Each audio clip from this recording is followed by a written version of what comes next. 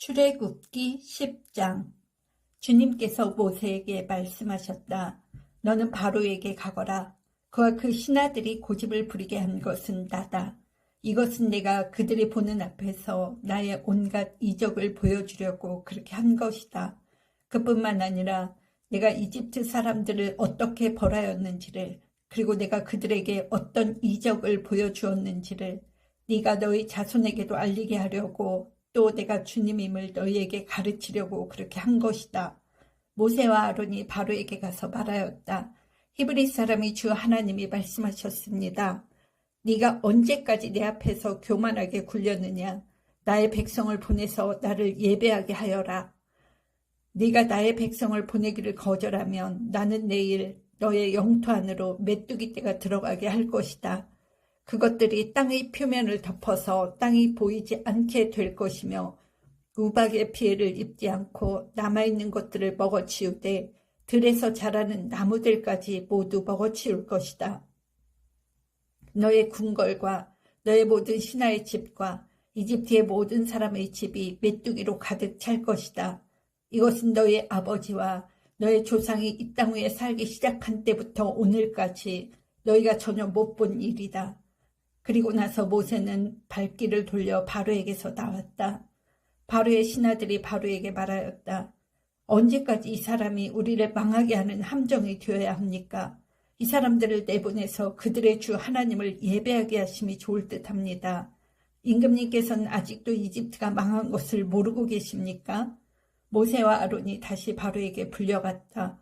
바로가 그들에게 말하였다. 너희는 가서 주 너희 하나님께 예배하여라. 그런데 갈 사람은 누구냐? 모세가 대답하였다. 우리 모두가 주님의 절기를 지켜야 하므로 어린아이와 노인들을 비롯하여 우리의 아들과 딸을 다 데리고 가야 하며 우리의 양과 소도 몰고 가야 합니다. 바로가 그들에게 호통쳤다. 그래? 어디 다 데리고 가봐라. 너희와 함께 있는 너희의 주가 나를 감동시켜서 너희와 너희의 아이들을 함께 보내게 할 것 같으냐? 어림도 없다. 너희가 지금 속으로 악한 음모를 꾸미고 있음이 분명하다. 그렇게는 안 된다. 가려면 너희 장정들이나 가서 너희의 주에게 예배를 드려라. 너희가 처음부터 바란 것이 그것이 아니더냐. 이렇게 해서 그들은 바로 앞에서 쫓겨났다. 주님께서 모세에게 말씀하셨다. 너의 팔을 이집트 땅 위로 내밀어라. 그러면 메뚜기 떼가 이집트 땅으로 몰려와서 우박의 피해를 입지 않고 땅에 그대로 남아있는 푸성기를 모두 먹어치울 것이다. 모세가 지팡이를 이집트 땅 위로 내미니 주님께서 그날 온종일 그리고 밤이 새도록 그 땅에 동풍이 불게 하셨다. 그 동풍은 아침녘에 메뚜기 떼를 몰고 왔다. 메뚜기 떼가 이집트 온 땅 위로 몰려와서 곳곳마다 내려앉았다. 그렇게 많은 메뚜기 떼는 전에도 본 적이 없고 앞으로도 결코 볼 수 없을 만한 것이었다. 그것들이 땅의 표면을 다 덮어서 땅이 새까맣게 되었다. 그것들이 우박의 피해를 입지 않고 남아있는 나무의 열매와 땅의 푸성기를 모두 먹어치워서 이집트 온 땅에 있는 들이 나무와 푸른 푸성기는 하나도 남지 않았다. 그러므로 바로가 모세와 아론을 급히 불러들여서 말하였다. 내가 너희와 주 너희의 하나님께 죄를 지었다. 부디 이번만은 나의 죄를 용서하고 주 너희 하나님께 기도하여 이 엄청난 재앙이 나에게서 떠나게 하여라. 모세가 바로에게서 물러나와 주님께 기도를 드리니 주님께서 바람을 가장 센 서풍으로 바꾸셔서 메뚜기 떼를 홍해에 몰아넣으시고 이집트 온 땅에 메뚜기 한 마리도 남겨두지 않으셨다. 그러나 주님께서는 바로가 여전히 고집을 부리게 하셨으며 바로는 여전히 이스라엘 자손을 내보내지 않았다. 주님께서 모세에게 말씀하셨다. 너는 하늘로 팔을 내밀어라. 그러면 손으로 더듬어야 다닐 만큼 짙은 어둠이 이집트 땅을 덮을 것이다. 모세가 하늘에다 그의 팔을 내미니 이집트 온 땅에 사흘 동안 짙은 어둠이 내렸다. 사흘 동안 사람들은 서로 볼 수도 없었고 제자리를 뜰 수도 없었다. 그러나 이스라엘 자손이 사는 곳에는 어디에나 빛이 있었다. 바로가 모세를 불러들여서 말하였다.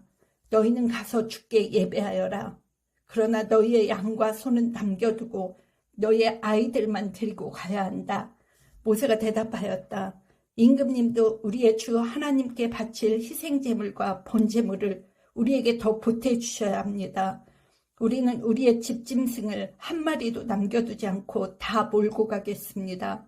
우리는 그것들 가운데서 주 우리의 하나님께 바칠 제물을 택할 것입니다. 그러나 우리가 거기에 다다를 때까지는 우리가 어떤 것을 바쳐야 할지를 알 수 없습니다. 주님께서 바로가 고집을 부리도록 하셨으므로 바로는 여전히 그들을 내보내지 않았다. 바로가 모세에게 소리쳤다. 어서 내 앞에서 썩 물러가거라. 다시는 내 앞에 얼씬도 하지 말아라. 네가 내 앞에 다시 나타나는 날에는 죽을 줄 알아라. 모세가 말하였다.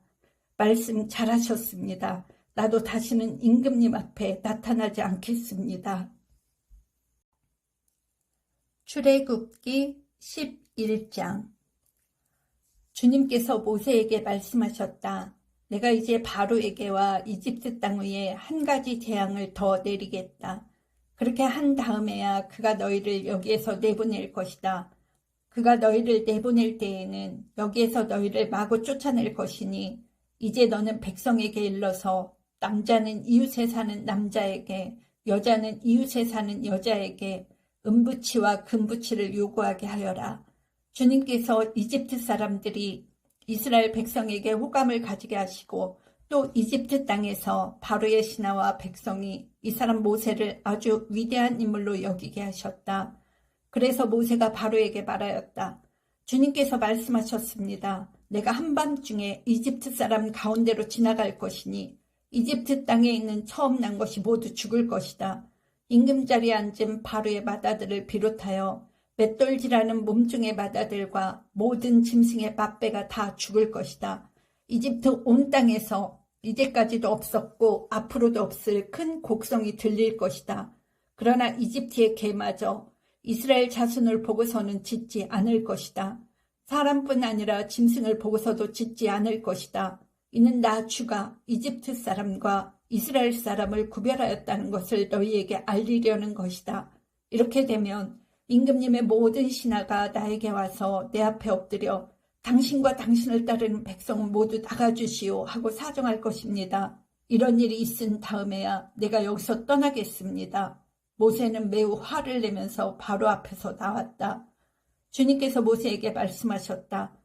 바로가 너의 말을 듣지 않을 것이다. 이것은 내가 아직도 더 많은 이적을 이집트 땅에서 나타내 보여야 하기 때문이다. 모세와 아론이 바로 앞에서 이 모든 이적을 행하였다.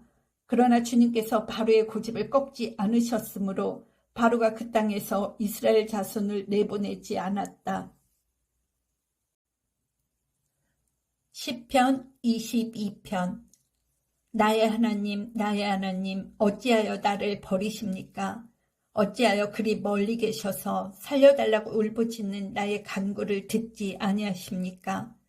나의 하나님, 온종일 불러도 대답하지 않으시고 밤새도록 부르짖어도 모르는 채 하십니다. 그러나 주님은 거룩하신 분, 이스라엘의 찬양을 받으실 분이십니다. 우리 조상이 주님을 믿었습니다.